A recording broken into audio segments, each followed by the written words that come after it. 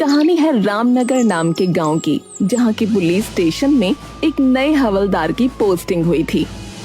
उसका नाम राजा था और वो बहुत मिलनसार इंसान था। उसने बहुत जल्दी गांव वालों से बॉन्ड बना लिया था।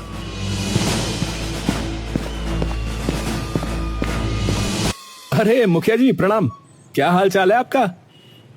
अरे बस सब बढ़िया हवलदार जी, भोलेनाथ की कृपा है। वैसे भी सावन के महीने में हम थोड़े ज्यादा ही प्रसन्न रहते हैं। अरे ये बात तो सही कही आपने, सावन का महीना सबसे अलग होता है। चारों तरफ हरियाली और भोलेनाथ की भक्ति, ऐसे में जो दिन कटते हैं उसका कोई जोड़ ही नहीं है। बिल्कुल सही कहा हवलदार साहब।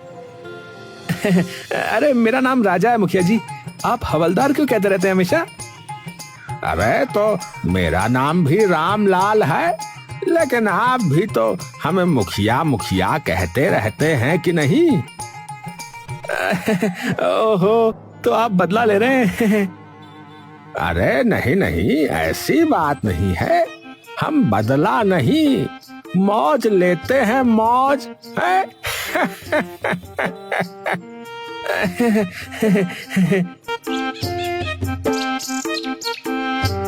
राजा हवलदार हंसते हुए वहां से चौकी की तरफ चला गया। रामनगर के सभी बाशिंदों के बीच में ऐसे ही तालमेल बैठा हुआ था। वो गांव एक परिवार के जैसा था। सीमा खाना दे दो, फिर मैं खेत पर जाऊं। हाँ ये लीजिए, आपने कहा और खाना तैयार है। हाँ, तुम ना होती तो मेरा क्या होता। मैं खिला देती। अरे शांति चाची, आओ आओ, कैसी हो? मैं तो अच्छी हूँ, बस तुमसे बात करने आई हूँ। ये पवन खेत पर चला जाए फिर बात करूंगी। है? क्यों? मेरे सामने क्यों नहीं कर सकती? तुझे औरतों की बातों में क्यों घुसना है? चल भाग यहाँ से। तीनों हंस पड़े और पवन खेत पर चला गया। शांति चाची ने जैसे ही सीमा को अकेला पाया, वो अपनी बातों की पोटली खोलकर बैठ गईं। पहले तो हल्की फुल्की गपशप, मोहल्ले की बहुओं की बातें, और फिर धीरे धीरे असली मुद्दे की तरफ वो बढ़ी। सीमा बेटा, तेरे से एक बात करनी थी। वैसे तो बड़ी बात नहीं है, पर मन में खटक रही है 2 दिन से। अरे चाची, आप तो डराने लगी, बोलिए ना क्या बात है। हमारे घर से चांदी का लोटा गायब हो गया है। मेरी अम्मा का दिया हुआ था, बहुत प्यारा था मुझे। चांदी का लोटा? अरे आपने शायद किसी को दे दिया होगा इस्तेमाल के लिए। चांदी का लोटा भला किसी को क्यों दूंगी? हाँ, ये बात भी सही है। कहीं रखकर भूल तो नहीं गई आप? सीमा ने पूरा घर छान मारा, रसोई, ओसारा, पिछवाड़ा, लेकिन चांदी का लोटा कहीं नहीं मिला। एक गहरी चिंता की रेखा उसके माथे पर खिंच गई। चाची, कहीं कोई उठा तो नहीं ले गया? पता नहीं बेटा, खैर अब क्या कर सकते हैं, भगवान देख रहा है। सीमा चुप रह गई, लेकिन तभी उसे कुछ और याद आया। उसकी भी कुछ चीजें गायब थीं। अरे चाची, एक बात बताऊं, परसों से मेरी एक जोड़ी पायल भी नहीं मिल रही है। क्या? ये तो बहुत अजीब बात है। तेरे घर से भी गायब, हमारे घर से भी। कुछ तो गड़बड़ है सीमा। इधर सीमा शांति की बातों का सिलसिला खत्म नहीं हुआ था। उधर पूरे गांव में कुछ न कुछ गायब होने की खबरें आने लगीं। कहीं से गहने, कहीं से जूते, तो कहीं से किसी की साइकिल। यार, मेरी वो महंगी वाली घड़ी भी नहीं मिल रही। भूत उठा ले गया क्या उसे? यार हमारे घर से तो 10,000 रुपए गायब है। बताओ कौन चोर है जो इतनी सफाई से चोरी कर रहा है यार? गांव के लोग पहले इसे हल्के में ले रहे थे, पर जैसे जैसे सामान की लिस्ट बढ़ती गई, एक बेचैनी पनपने लगी। फिर अगली सुबह, पवन, मेरी अंगूठी, मेरी सगाई की अंगूठी कल रात अलमारी में रखी थी, अब नहीं है।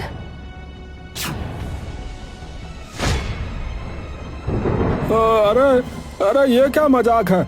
यहाँ तो सचमुच नहीं है। सीमा, किसी ने चोरी की है।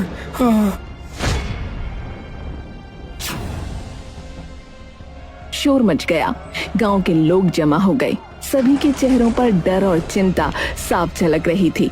इतने शांत गांव में ऐसी घटनाएं ये तो अपशकुन जैसा लगने लगा।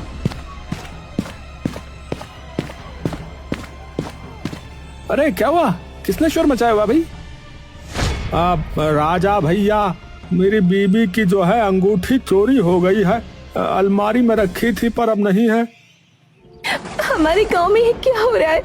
कौन है जो सबके घरों से चीजें उठा रहा है? अरे अरे सब शांति रखो। हम भी चौकी में इस पर बात कर रहे थे। खबर पक्की है, एक गिरोह आया हुआ है इस इलाके में। वो घरों की जानकारी जुटाता है और फिर सामान गायब करता है। कितने लोग हैं ये तय नहीं है, 2, 4 या 10 भी हो सकते हैं। है? अरे हमारे गांव में तो कभी ताला भी नहीं लगता था दरवाजों पर, अब तो दिन में भी डर लगने लगा है भाई। अब से सब सतर्क रहें और जो भी बाहर का आदमी दिखे उसकी खबर मुझे दो। और हाँ, मैं आपकी अंगूठी की तलाशी में लग रहा हूँ। हैं? गांव में सनसनी फैल गई। जिस गांव में पहले गली की बकरी भी गुम हो जाती थी तो ढोल बज जाता था, अब वहां चोरी की घटनाएं आम हो रही थीं। फिर अगले दिन अरे अरे किसने तो मेरी बाइक ही गायब कर दी। रात में बरामदे में खड़ी थी, सुबह देखा तो नहीं है। क्या क्या हाँ, क्या कह रहा है भैया? हाँ क्या करो भैया? अरे भैया अब तो हद हो गई है, ये तो बड़ा मामला हो गया। हाँ भैया सही कह रहे, हद हो गई ये तो। हाँ हाँ भैया सही कह रहे। ये कोई साधारण चोर नहीं हो सकता, कोई है जो हमारे बीच ही रह रहा है। जब पूरा रामनगर चोरी की घटनाओं से परेशान था, उसी समय शाम के समय एक चमचमाती कार गांव के बाहर की टूटी सड़क पर अटक गई। ड्राइविंग सीट से उतरा एक सफेद कमीज और काले चश्मे वाला व्यक्ति, बाल थोड़े बिखरे हुए, चाल में शहरी रौब और चेहरे पर मासूम मुस्कान। हेलो, कोई है? गाड़ी बंद हो गई है, प्लीज कोई मदद करेगा? कुछ ही देर में गांव के मुखिया रामलाल वहां पहुंचे। अरे कौन हो बेटा, कहाँ से आए हो? नमस्ते, मेरा नाम सूरज है। शहर से आ रहा था कि अचानक गाड़ी बंद हो गई। रात होने वाली है। आप बुरा ना माने तो मैं क्या एक रात यहाँ रुक सकता हूँ? तो मुसाफिर हो, ठीक है, पर गांव में थोड़ा जो है हंगामा चल रहा है, ध्यान रखना है। आप चिंता ना करें, मैं एकदम शरीफ और सीधा इंसान हूँ, किसी को परेशानी नहीं होगी। मुखिया जी ने कुछ सोचते हुए सूरज को अपने घर में एक कमरा दे दिया, लेकिन उधर से गुजरते राजा हवलदार की नजर सूरज पर पड़ गई। वो मुखिया के पास गया और बोला, मुखिया जी ये कौन है? अरे है कोई मुसाफिर, सूरज नाम बता रहा है। कह रहा है कि गाड़ी खराब हो गई, एक रात के लिए रुकने को कहा है। सावधान रहिएगा। है जब से चोरी शुरू हुई है तब से कोई नया आदमी गांव में नहीं आया था, अब आया है, इस पर नजर रखिएगा। हाँ हाँ समझ गया, अब ये मेरी नजर में है। सूरज मुखिया जी के घर में रुक गया, लेकिन अगली सुबह अपनी कार ठीक कराने की बजाय गांव में इत्मीनान से घूम रहा था। न हाथ में कोई औजार, न गाड़ी की फिक्र, जैसे वो गांव का सैलानी हो, न कि कोई राह भटका यात्री। अरे देखा, वो सूरज यार, ये वही मुसाफिर है जो मुखिया जी के यहाँ पर रुका हुआ है। ऐसे घूम रहा है जैसे नानी के घर आया हो। इसको कोई जल्दी नहीं है कार ठीक करवाने की, अजीब है। खबर आई कि बीती रात एक घर से मोबाइल चोरी हो गया। है? किसका मोबाइल गया? अरे मेरा, अरे चार्ज पर लगाया था, सोचा था कि रात को जो है चुनिया से बात करूंगा, लेकिन सुबह देखा तो गायब मिला भैया। अरे बेटा सूरज, तुम गांव में ऐसे मस्ती से क्यों घूम रहे हो भाई? तुम्हारी गाड़ी कब ठीक होगी? अरे मुखिया जी, पहली बार किसी गांव में आया हूं, थोड़ा एक्सप्लोर करना चाहता हूं। बहुत सुंदर गांव है आपका, शांति, हरियाली और हाँ अपनापन भी। सुंदर तो है, पर तुम जो है अपनी गाड़ी पर ध्यान दो, वो ज्यादा जरूरी है। सूरज ने मुस्कुराते हुए सिर हिलाया, लेकिन गांव के लोगों की आंखों में अब संदेह गहरा होने लगा था। और फिर रात के समय चौपाल पर पता नहीं क्या हो रहा है यहाँ पर।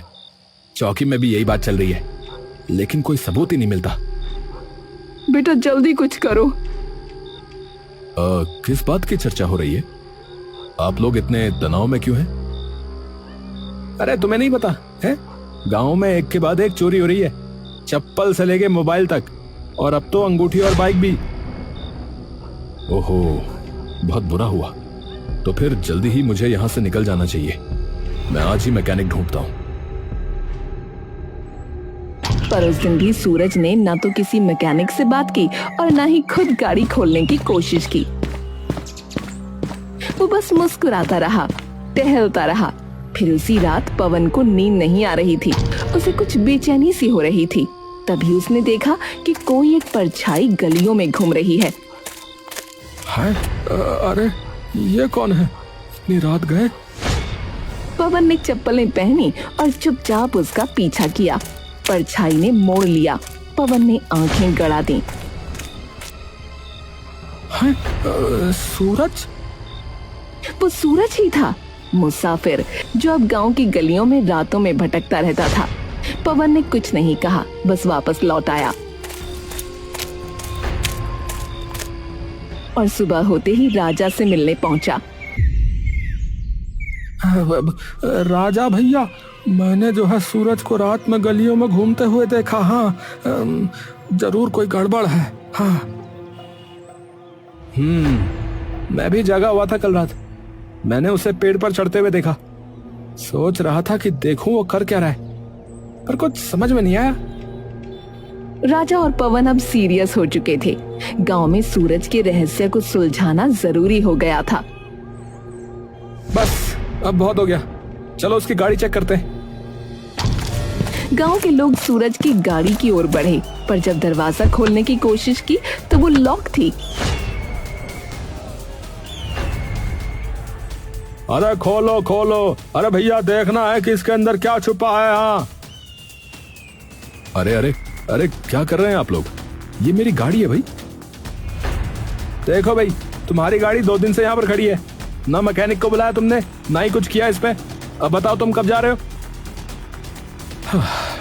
मैंने गांव के बाहर वाले मैकेनिक को दिखाया था, पर उसे कुछ समझ में नहीं आ रहा है। तो अब मैं अपना आदमी भेजता हूँ, वो सही करवा देगा। अब और नहीं रुकोगे तुम? हाँ ठीक है, बस एक रात और, सुबह निकल जाऊंगा। ठीक है। फिर एक रात आई। पवन और राजा अब चुपचाप निगरानी कर रहे थे। तभी देखा कि एक परछाई फिर किसी के घर में घुस गई। अरे भैया, वो रहा चोर, यही मौका है, चलो। दोनों दबे पांव उस घर की ओर गए, झटके से दरवाजा खोला और पकड़ लिया उस परछाई को। अरे पकड़ लिया, पकड़ लिया, पकड़ लिया। अब बता, कौन है तू? कौन है तू? सूरज ही है ना? मुंह दिखा जरा अपना। लेकिन वो सूरज नहीं था, बल्कि शांति का बेटा गौरव था। अरे रे, अरे मैं अपनी गर्लफ्रेंड से मिलने आया था। घर में वो अकेली थी, इसलिए।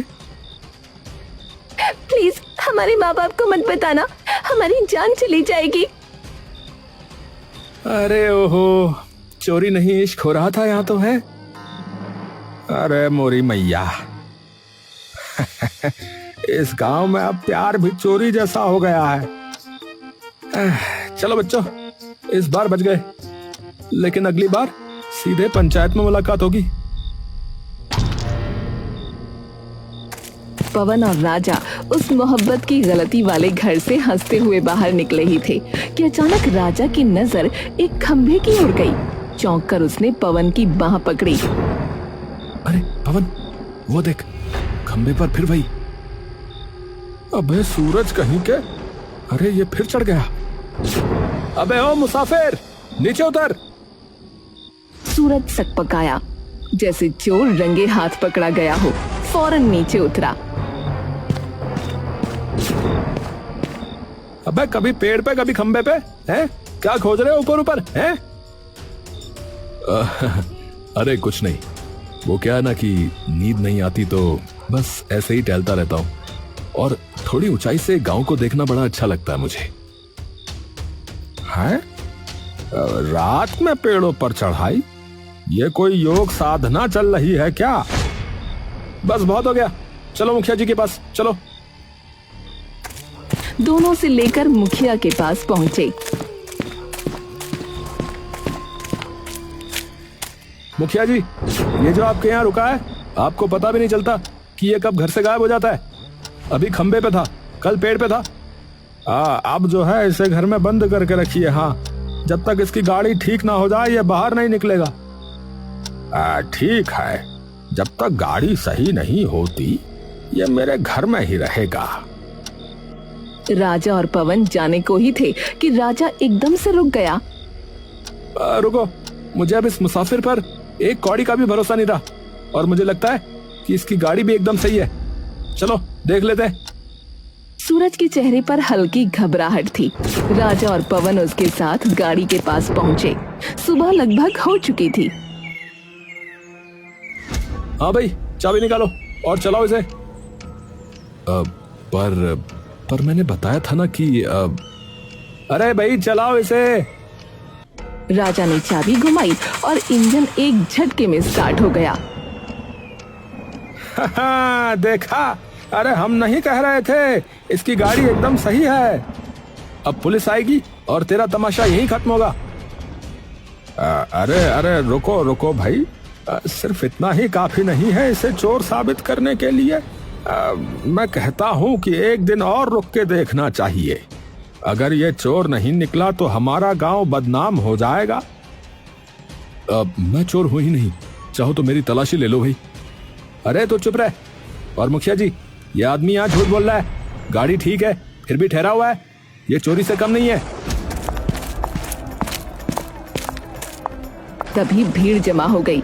गांव वाले आ गए। सबकी आंखों में सवाल थे। तभी सूरज ने एक अजब बात कही।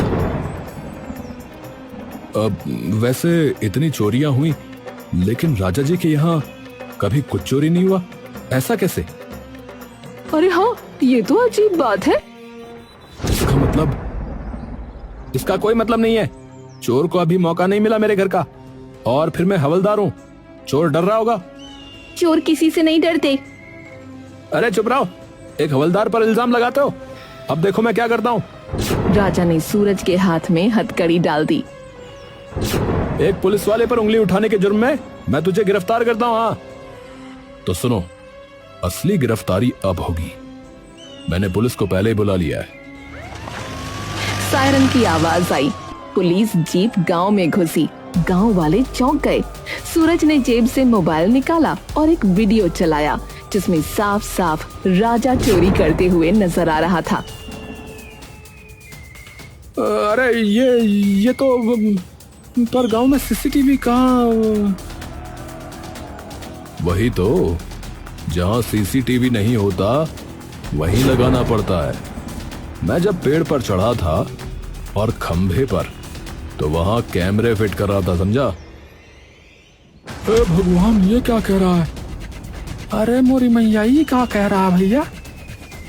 अरे दैया, जे का हो गया भैया? ये सुनकर राजा को गुस्सा आ गया और वो मुखिया से लड़ने लगा। ये खुराफाती मुसाफिर इतने दिन से आपके घर में है और आपको खबर ही नहीं हुई? देखो भाई, इस मुसाफिर को जो है मैंने ही बुलाया था, और बात दरअसल ये है कि ये क्राइम ब्रांच से एक अंडर कवर अफसर हैं। क्या कहा? अफसर? धोखा? अरे धोखा नहीं, चाल थी। धोखा तो तुमने दिया हमें, क्योंकि तुम कोई हवलदार नहीं, चोर हो। है? क्या कहा? क्या करा भैया मुखिया जी? ए भैया, मुखिया क्या कह रहा भैया? है भैया, क्या कह रहे? हाँ, असल में ऐसा था कि हमारे गांव की चौकी में हवलदार की पोस्टिंग होने वाली थी। इस चोर को ये पता चल गया और ये उसकी जगह आ गया, क्योंकि असली हवलदार को आने में कुछ दिन बाकी थे। हाँ, जब मुझे इस पर शक हुआ तो मैंने सबसे पहले इसका ही बायोडेटा निकाला। तब पता चला कि राजा नाम का तो कोई हवलदार आना ही नहीं था यहाँ पर। असली हवलदार ये है मिस्टर पांडे, जो आज ही आए हैं। नमस्ते जी, नमस्ते। राजा ने भागने की कोशिश की, लेकिन पुलिस ने उसे पकड़कर हथकड़ी लगा दी। माफ कर दो, मुझसे गलती हो गई। मेरे ऊपर बहुत कर्जा हो गया था, इसीलिए ये करना पड़ा। अरे गलती? अरे भैया, हमें लूट लिया और कह रहे हो गलती? अरे शर्म करो भैया, शर्म करो। अरे भैया, कौन सी गलती, कैसी गलती है? क्या कह रहे हो तुम? ऐसा ले कूट देंगे बता रहे। तलाशी लो, राजा के घर की तलाशी लो। राजा के घर से चोरी का सारा सामान मिल गया। कुछ चीजें उसने बेच दी थीं, उसके लिए जुर्माना लगाया गया। सूरज ने हर एक पीड़ित को उनका सामान लौटाया। हम सब सूरज जी के आभारी हैं। बिल्कुल, मुसाफिर बनकर आए और रक्षक बन गए। हम सोच भी नहीं सकते थे कि राजा ही चोर निकलेगा। धोखा देने वाला चाहे कोई भी हो, उसका अंत यही होता है।